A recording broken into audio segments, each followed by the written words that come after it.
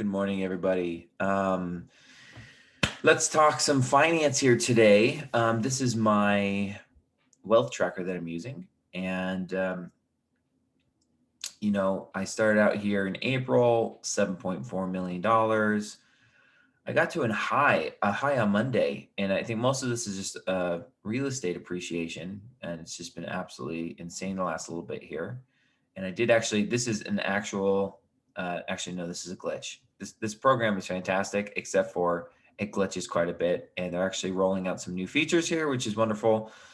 But this is the start of the week here, and I've dropped effectively $12,000, and my stocks keep slipping, and that's okay.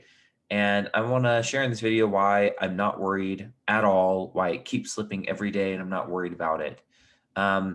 I read this article this morning as I woke up. Stocks fall despite blowout earnings from Amazon. Dow drops 150 points, and the Dow Jones is down. And they talk about Amazon. Amazon is crushing everything. They're crushing their earnings, and they're down. Twitter, they're down 14 points. Apple crushed everything this week. Everyone was reporting their earnings this week, down. Exxon down, and it's, for me, it's just like, okay, this is pretty typical news. And in this video, I wanted to talk about this, which I just set this up. This is in Robinhood. I'm mostly an M1 finance guy, but there was something about a daily reoccurring investment versus a weekly or a twice a week, I think is maybe the max on M1 finance. So something about just every day being able to buy into the market. Now, this is only $140, and I want to talk about some of these companies here.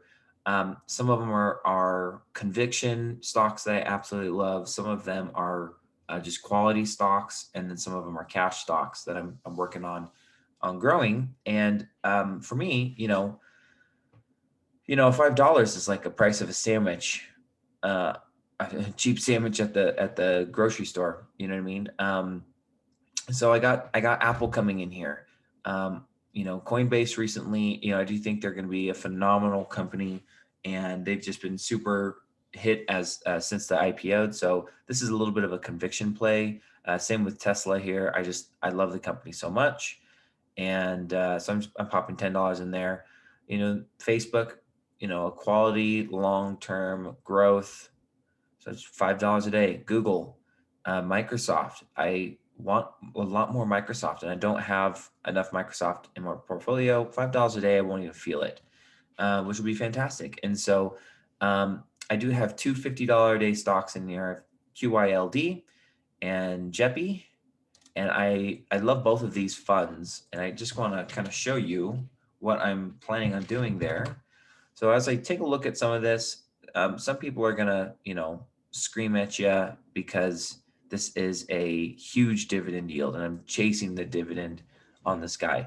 But the reality is as good as the dividend is, I think it's a phenomenal company, and I like to look at, first off, the chart. I don't actually care what the price is. I like the dividend yield, but I also like dividend. Let's see here, QYLD dividend history.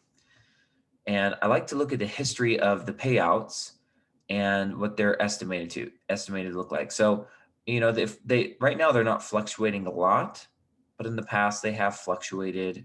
They do covered calls to generate income, and it's just an income fund. And it just and I love that it's monthly. There's something about getting cash every single month that gives you that massive dopamine hit. And so $50 a day, I'm getting a little bit heavier there. And honestly, my intention with this fund, as well as JEPI here, this is JP Morgan, and it has grown quite a bit, which is not bad. It's not showing their dividend yield, but dividend history. It's a very similar fund. It's a newer fund, and yeah, you can see that it started in 2020, but it's more of the same. and every month it fluctuates up and down, and they're just an income fund. So I do like this one a little bit better, and I'm really just kind of looking forward to building these out. And a friend of mine put $5,000 into QYLD, and $5,000, he's getting $50 in dividends a month. So he's almost getting 1% a month, which is incredible. And anyone who's getting that kind of return, I mean, that's incredible. They've been doing it for years. And so I feel pretty comfortable in doing that. And so I'm intending to put, kind of build that position up to $50,000 to $100,000. And basically, my portfolio is already skewed as it is. And this fund I'm going to skew it even more. And you know what? I'm okay with that. And if I get $50,000 in there every month, I'm going to be getting, what is that? $500 a month in dividends. I'm going to take $500 and I'm going to buy more Google. I'm going to buy more Facebook. I'm going to buy more coin. I'm going to buy more Apple. Buy more Tesla, you know what I mean? And I'm not going to plow it back into itself. It's literally an income fund. And if I have it in there for, let's say, 3 or 4 years, and it's just going to buy me free stocks. And that's what I love about some income funds. And the same thing about JEPI is, it's going to create cash. The cash is going to buy other stocks and balance out my portfolio. I'm still young, I'm in my early 30s. And so that's kind of my intent. So even though we get news like this and my portfolio drops $12,000 in 5 days, 4 days, I should say, I'm not worried about it. I'm plowing more in for my future. And I know on Monday when I go in and update my Zillow scores and I update my cash here in this wealth tracker, I'm not gonna. It's gonna surpass this number right here. I already know. I'm hoping it'll be 1.83 million would be fantastic, right? If it goes up from where it is, another $15,000 to $20,000, and this market's insane. I love that my real estate keeps going up. And another reason why I have 3 more houses under contract, and all of them are firm purchase price. They're all going up. And while I'll keep, putting $140 a day into stocks. And, for me right now, I'm kind of doing a little bit of cash management. I have a refinance coming, and I am getting a truckload of cash, and I'm going to put it into the market to create additional cash.